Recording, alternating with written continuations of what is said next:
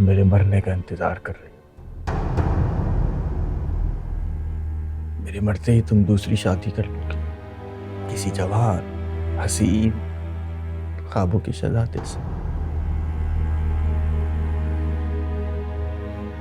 और फिर मेरी छोड़ी हुई दौलत भी तो होगी तुम्हारे पास।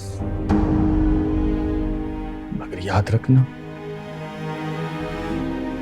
ये दौलत नहीं, कूड़ है। इसने मेरे अपनों को मेरा दुश्मन कर दिया। जो लोग मेरे गिर्द जमघटा लगाए रहते थे, उनकी मोहब्बत असल में लालच थी, हिर्स थी। मेरा कोई सगा ना बन सका।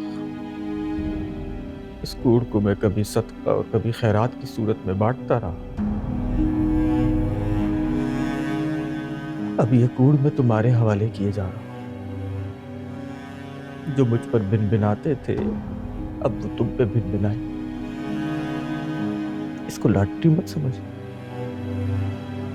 आजमाइश समझना खुद पर। सेठी साहब, मुझे आपकी दौलत की ना कभी कोई लालच रही, ना कोई हिर्स।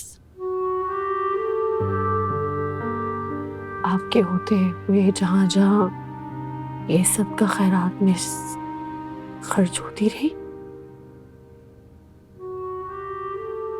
वैसे होती रही। और तुम, मेरे बाद तो तुम आजाद होगी ना। मेरी ही तरह तुम भी किसी के इश्क में मुब्तला होकर दूसरी शादी कर लेना। नहीं, मैं कभी शादी नहीं करूंगी। झूठ बोल रही हो। झूठ।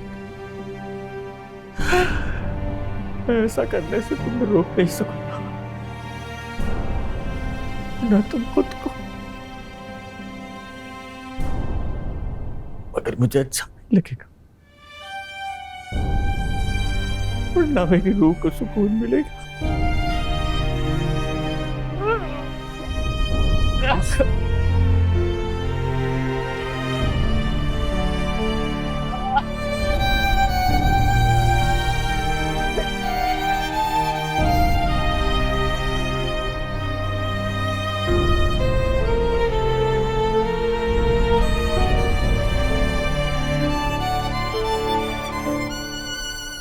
आज तक आपके ही पछतावों, आपके ही एहसास से गुनाह और अंदेशों में उलझी हुई हूं। अपनी मर्जी से सांस भी लेना चाहूं तो गुनाह लगता।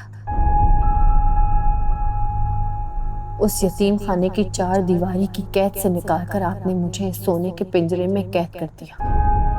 मेरी जायज ख्वाहिशों को भी मेरे लिए हराम कर दिया। जीने की आड़ में जो ख्वाहिश की थी मैंने, वो तो कब की मर गई। कोई तमन्ना करने की आरज़ू बाकी ही नहीं रही। तो अब जिंदगी फरीजे की अदायगी के बहाने ही सही मुझे क्यों अपनी तरफ खींच रही है। एक पुरकशिश जवान मर्द को क्यों मेरे सामने लाकर खड़ा किया, और वो भी तब जब मुझे जीने की तमन्ना ही नहीं रही। नहीं, अब मैं उस महजबीन को जागने नहीं दूंगी। मुझे वो जो अच्छी उम्मीद रखती थी, ख्वाहिशें तमन्नाएं करती थी,